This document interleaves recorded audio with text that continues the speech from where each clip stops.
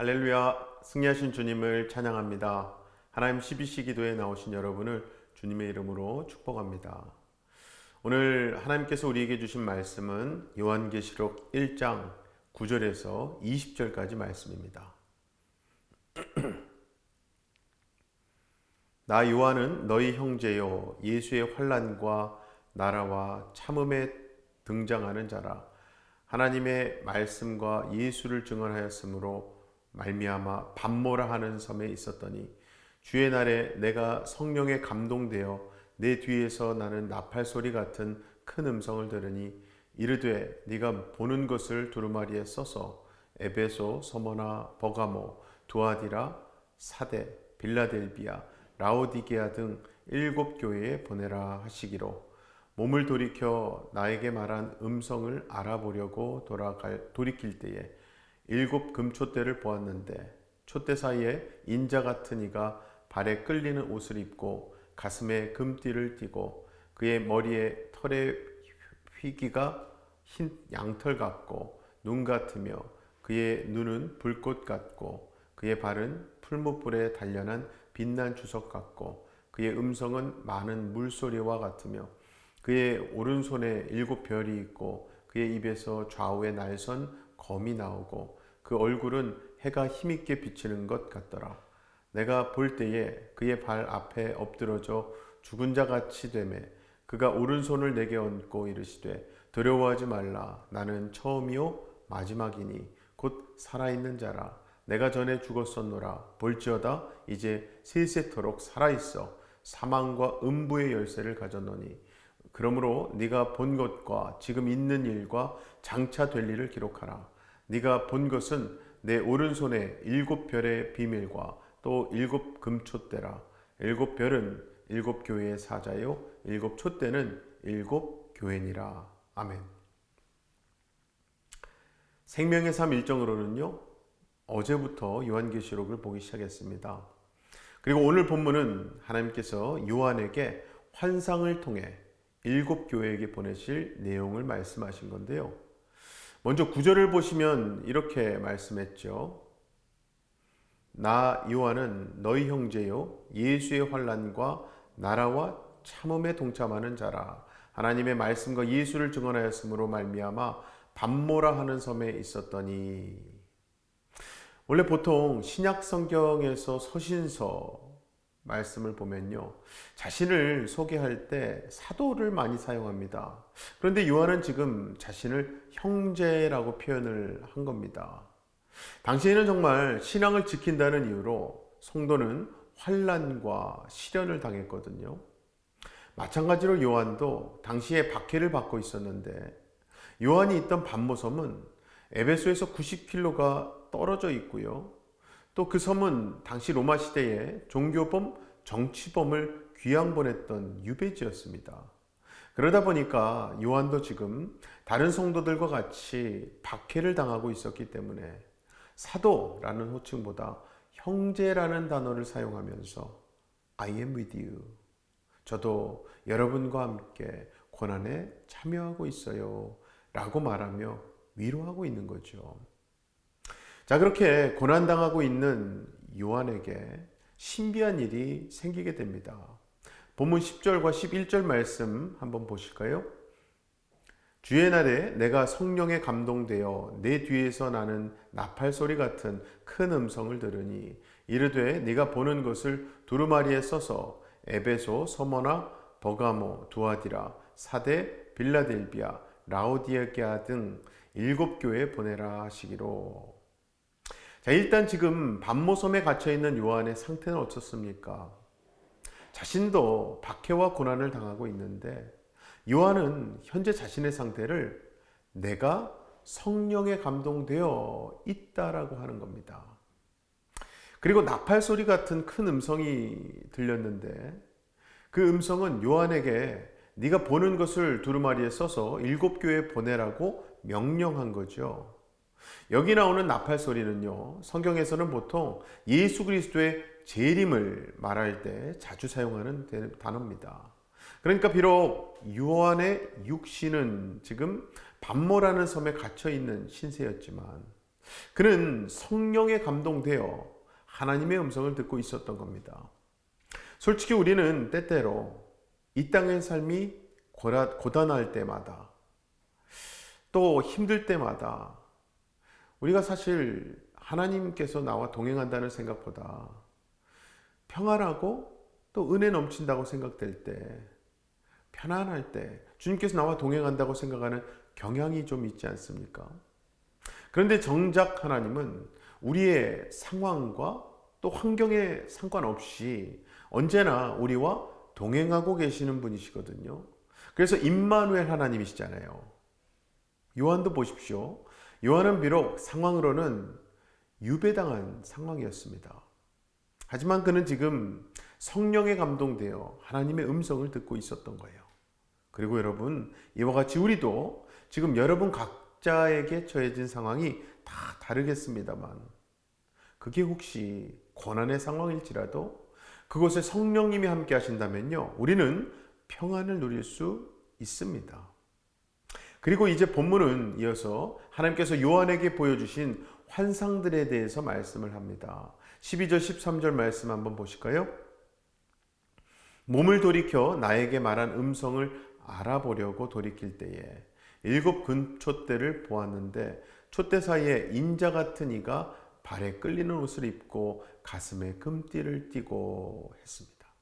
그러니까 그 환상 중에 요한이 몸을 돌이켰는데 먼저 7 금촛대를 본 겁니다. 여기서 7 금촛대는 본문 20절에도 말씀하는 것처럼 요한이 이 편지를 보내게 될 이 아시아에 있는 7 교회입니다. 그리고 촛대 사이에 인자 같은 이가 계셨다라고 하는데요. 이것은 현재 핍박당하고 있는 교회들 사이에 예수님이 함께 계시다는 것을 의미합니다. 그래서 이제부터 예수님에 대한 말씀들이 쭉 이어지는 건데요. 정말 여러분, 우리 예수님은요, 고난받는 성도들을 결코 외면하지 않으십니다.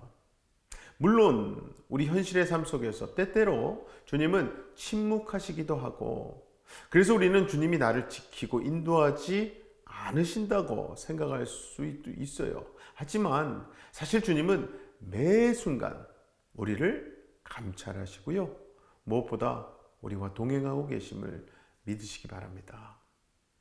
자, 이어서 13절에 나오는 발에 끌리는 옷은 지도자를 상징하고요, 또 가슴에 금띠를 띈 것은 대제사장이 제사 중에 하나님의 존전에 들어가는 모습을 떠올리게 하는 말씀인데요. 이러한 환상이 또 이렇게 이어지는 겁니다. 14절 15절 두 개 구절 말씀 다 같이 볼까요?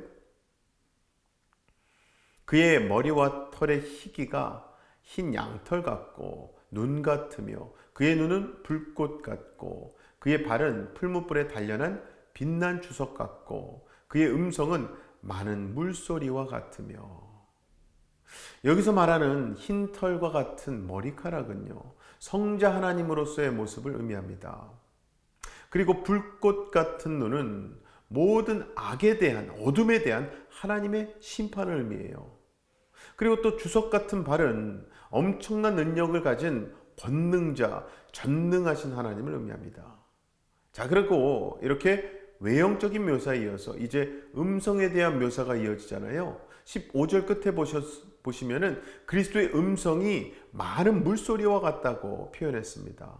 이 표현은 어떤 경외감을 일으키는 엄청 큰 폭포를 생각나게 하는 것이고요, 이게 그만큼 그리스도의 말씀은 위엄이 있다는 것이죠. 그 음성에 대한 깊은 경외감의 자세를 의미하는 겁니다. 그러면서 사도 요한이 16절에 와서는 환상을 통해 본 그리스도에 대해서 계속 설명을 하고 있습니다. 16절 말씀 볼까요? 그의 오른손에 7별이 있고 그의 입에서 좌우에 날선 검이 나오고 그 얼굴은 해가 힘있게 비치는 것 같더라.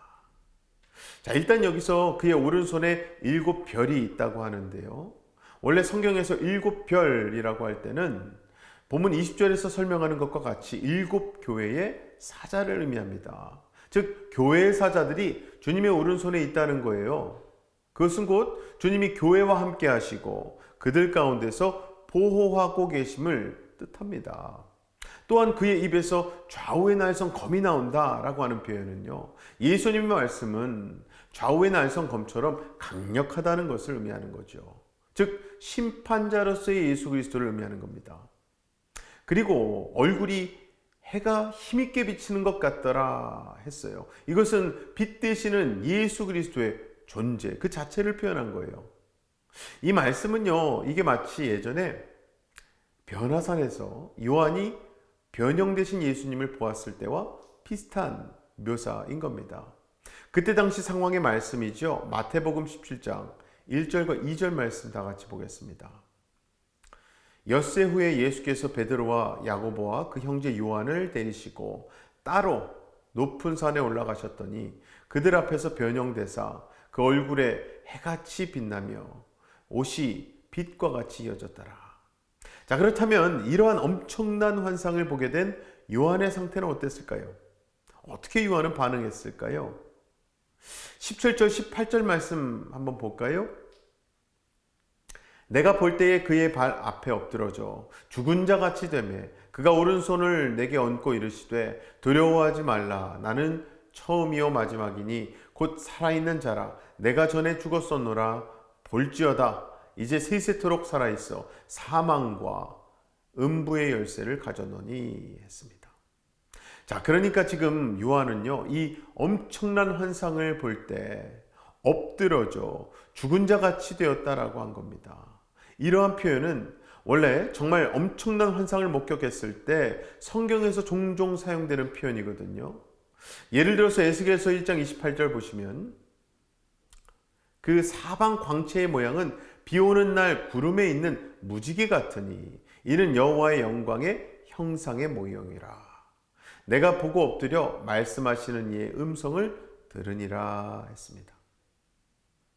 그리고 다니엘서 8장 17절 말씀은 이렇게 되어 있었어요. 그가 내가 선 곳으로 나왔는데 그가 나올 때에 내가 두려워서 얼굴을 땅에 대고 엎드리매 그가 내게 이르되 인자야 깨달아 알라. 이 환상은 정한 때 끝에 관한 것이니라. 아멘. 자, 여기서 내가 보고 엎드려, 또 내가 두려워서 얼굴을 땅에 대고 엎드리매. 그러니까 하나님의 영광 앞에, 하나님의 임재 앞에 얼굴을 땅에 대고 엎드렸던 거예요. 신약 성경에서는 변화산에서 예수님의 변형된 모습을 보고 제자들의 반응이 나온 말씀, 마태복음 7장 6절 말씀 보시면요, 제자들이 듣고 엎드려 심히 두려워하니 말씀했어요. 자, 이러한 의미에서 두려워하며 죽은 자같이 엎드러졌던 요한에게 예수님은 오른손을 펴서 두려워하지 말라. 나는 처음이요 마지막이니 하시며 요한을 안심시켜 주십니다. 그리고 이어서 예수님은 당신 자신을 살아있는 자라고 말씀하십니다. 즉 예수님은 세상에 있는 신들처럼 죽어서 신이 된 것이 아니라 지금도 살아서 성도와 함께 하시며 모든 것을 주관하시는 정말 살아있는 하나님이시라는 거죠. 여기서 핵심은 예수님은요, 분명하게 죽으셨다가 부활하셨다는 사실입니다. 그렇기 때문에 예수님께서는 사망과 음부의 열쇠를 가지고 계시고요, 모든 사람들의 생사, 삶과 죽음에 대한 절대적인 주권을 가지고 계신 거거든요. 자, 이렇게 해서 요한계시록의 첫 장인 11장은 다음 두 개 구절로 매듭을 짓습니다. 본문 19절 20절 말씀 다 같이 볼까요? 그러므로 내가 본 것과 지금 있는 일과 장차 될 일을 기록하라. 내가 본 것은 내 오른손에 7별의 비밀과 또 7금촛대라. 7별은 7교회의 사자요, 7촛대는 7교회니라 했습니다. 그러니까 지금 하나님께서 요한에게 보여준 환상을 설명해 주시는데요, 오른손에 쥐고 계신 7별은 원래 말씀드린 대로 7교회를 상징하고요, 또 7금촛대는 이 편지, 즉 요한계시록 서신서를 받게 될 7교회를 의미합니다. 그리고 이 편지의 내용은 다음으로 이어지는 2장, 3장에서 자세히 다루게 되는 건데요, 오늘 본문 말씀은 한마디로 결국 하나님께서 요한에게 보여주신 환상을 기록한 내용인 겁니다. 중요한 것은 이 환상에 대해서는 우리는 반드시 성경을 통해 성경 말씀으로만 이해해야 합니다. 물론 우리에게 이러한 환상에 대한 많은 말씀들이 이해가 안 가는 건 당연한 거예요. 그런데 어차피 성경이 말씀하는 믿음이 그렇지 않습니까? 그래서 얼마 전 우리 담임 목사님께서 주일 설교 때도 말씀하셨잖아요. 하나님의 말씀은 이해가 먼저가 아니라 믿음으로 보아야 이해가 된다. 자, 이제 말씀을 맺으려고 합니다. 우리 잠시 당시 반모섬에 갇혀 있던 요한의 상황을 묵상해 보길 원합니다. 그때 당시 요한은요, 무슨 나쁜 짓 한 게 아니에요. 예수님 말씀을 전하다가 반모섬에 유배되어 있는 겁니다. 아니 정말 이 세상을 창조하시고 주관하시는 전지전능하신 하나님의 말씀을 전하는 올바르고 참 귀한 일을 하고 있었음에도 불구하고 그의 상황은요, 박해였던 겁니다. 고난이었죠. 여러분, 이게 우리에게 무슨 의미이겠습니까? 이것은 결국 우리가 아무리 진실되게 신실하게 신앙생활을 한다 해도요, 고난은 찾아올 수 있다는 것 아니겠습니까? 정말 우리에게도 또 우리 삶에도요, 요한의 상황처럼 고립되고 고난이 찾아오는 각자의 반모섬이 있습니다. 이 각자의 반모섬은요, 여러분, 우리 삶 속에 깊이 들어와 있는데 그것은 자칫하면 우리를 신앙적으로 또 물질적으로 관계적으로 고립시켜서 환난 가운데 있게 만들 수 있어요. 그럼에도 불구하고 오늘 본문 말씀에 나오는 요한은요, 반모섬이라는 이 고립된 상황에 무너지지 않고 성령님께서 그에게 임하셔서 그분이 보여주시는 환상을 보았던 거거든요. 그렇게 해서 요한은 7 교회에게 하나님의 메시지를 전하는 참 귀한 통로로 쓰임 받았던 겁니다. 사랑하는 우리 성도 여러분, 우리도 마찬가지 아니겠습니까? 우리는 정말 각자의 상황과 환경을 탓하며 무너지는 것이 아니라 우리 각자의 삶에 성령님이 동행하시고 인도해 주신다면 그렇게 환상을 보았던 요한처럼 우리의 삶 또한 그렇게 하나님의 나라가 이 땅 가운데 임하는데 귀하게 쓰임 받을 수 있을 줄로 믿습니다. 아무쪼록 오늘 하루도 우리 각자에게 하나님의 허락하신 삶의 자리죠, 신앙의 자리에서 매 순간 하나님을 기억하며 그분을 의지하고 그분의 말씀대로 살아가시는 저와 여러분 되시기를 주님의 이름으로 간절히 축원합니다. 이 시간 함께 기도하실 때에 성령님은요, 반모섬에 유배당에 있던 요한에게 임하셨고요, 그렇게 성령이 임하신 사람을 통해 당시 흩어져 있던 7 교회 가운데에도 빛이 되어주시고 위로가 되어주신 겁니다. 혹시 여러분 삶 가운데도 요한에게 있어서 반모섬과 같이 고난과 박해, 어려움과 답답한 상황 있으십니까? 이 시간 오늘 주신 말씀 붙들고 기도하실 때에 요한에게 그리고 흩어져 있는 7 교회에게 주신 소망과 위로의 말씀이 나에게도 동일한 능력으로 임하게 해달라고, 그래서 어떠한 상황 가운데서도 주님만 붙들고 의지하며 나아가도록 인도해달라고, 그렇게 나를 위해 또 내 삶에 허락하신 반모섬을 통해 하나님의 크고 놀라우신 역사를, 계획을 이루어 주시옵소서 기도하길 원합니다. 함께 기도하겠습니다. 아버지 하나님 감사합니다. 하나님 은혜로 우리가 반모섬에 갇혀있던 요한이 하나님 성령님을 통해서 그 음성을 듣고 성령님을 통해 봐야 될 것 보며 성령님을 통해 하나님의 음성을 들을 수 있게 하시니 감사합니다. 아버지, 요한처럼 우리도 이 악하고 어두운 시대를 살고 있는 이때에 하나님 아버지를 바라고 그 아버지 안에서 안식을 취할 수 있도록 주님 도와주시옵소서. 특별히 오늘 주신 말씀이 우리 삶 가운데 안정이 되길 원합니다. 반석이 되길 원합니다. 그 말씀 붙들고 승리하길 원합니다. 아버지, 오늘도 그렇게 하루를 하나님 말씀 붙들고 기도하는 하루로 살아가게 하여 주시옵소서. 그리하여 사탄 마귀에 넘어지거나 패배하지 않고 우리 성령님으로 승리하고 하나님 말씀으로 거듭나는 역사가 우리 삶 모두에게 있게 하여 주시옵소서. 두 번째로 우리 교회 새누리교회 위해 기도하실 때에 우리 담임 목사님 위해서 영육간에 강건하시고 성령과 지혜로 충만하시기를, 또 동역하신 우리 부교육자분들과 평신도 리더십 위해서 기도해 주시고요. 특별히 내일 떠나게 되는 인도 단기 선교팀 6명의 팀원들 위해서 기도 부탁드리겠습니다. 또 내일 저녁에는 수요 찬양 예배가 있어요. 수찬 위해서도 기도 부탁드릴게요. 다 같이 기도합니다. 아버지 하나님 감사합니다. 예수로 새롭게 된 우리 새누리교회 허락하시고 이 땅 가운데 예수로 새롭게 하기오자 정말 진정한 부흥을 꿈꾸고 바라보게 하시니 감사합니다. 아버지 특별히 오늘 주신 말씀 통해서 우리 삶 가운데 내가 붙들어야 할 하나님을 바라봅니다. 바라봐야 할 하나님의 말씀을 바라봅니다. 오늘 주신 말씀 붙들고 기도할 때에 우리에게 담대한 믿음 허락하시고 특별히 내일 저녁에 있을 우리 수요 찬양 예배 통해서 하나님 큰 영광 받아 주시옵소서. 내일 떠나게 된 우리 6명의 인도 단기 선교 팀원들도 하나님 붙잡아 주시고 여기간에 강건함 주시고 성령으로 충만케 하여 주시옵소서. 그리하여 누가 보더라도 성령의 빛이 그 얼굴을 통해 삶을 통해 드러나고 또 흘러가는 역사가 있게 하여 주시옵소서. 자, 마지막으로 우리 주변에 힘들어하고 있는 환우들 또 여러 가지 상황 가운데 고통 중에 있는 분들 계십니다. 삶에서 요한의 밤모섬에 있는 것 같은 상황에 계신 분들 계시잖아요. 우리 이분들 위해서 기도할 때에 그 밤모섬이 하나님께 감사의 고백을 드리는 감사의 고백의 자리, 기도의 자리가 되길 간절히 원합니다. 함께 기도하겠습니다.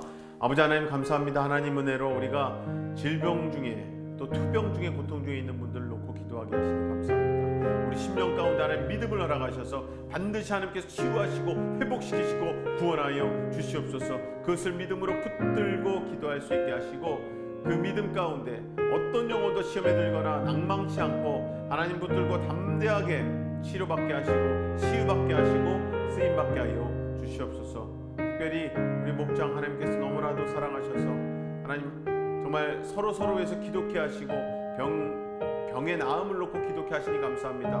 그 치유의 기도를 하는 모든 기도 모임마다 축복하시고 하나님께 그 영광 낮게 해주시고 인도하시고 선하게 그 영혼을 구원하신 아버지 하나님께 영광을 올려드리게 하여 주시옵소서.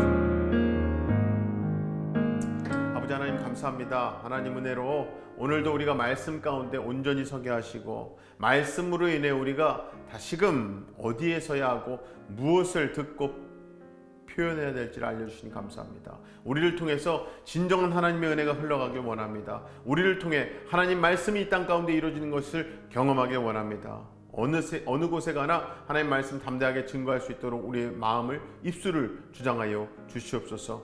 특별히 돌아오는 수요일 하나님 은혜 가운데 인도 단기 선교팀 6명 무사히 출발하고 돌아오게 하시고 함께하여 주시옵소서. 그들을 통해 한 영혼이 구원받는 역사가 인도 가운데 있게 하여 주시옵소서. 특별히 하나님 우리 삶 가운데 하나님 말씀대로 살지 못했던 건 용서해 주시고 이번에 또 돌아오는 수요일날 우리가 수요 찬양 예배 통해서 하나님을 찬양하고 기도하고 돌아올 때에 놀라운 회복과 회개 치유의 역사가 우리 모두에게 있게 하여 주시옵소서. 믿고 감사드리며 예수님 이름으로 기도하옵나이다. 아멘. 오늘도 이미 승리하신 주님으로 새로워지시고 승리하시기 바랍니다. 어떠한 상황 속에서도 승주찬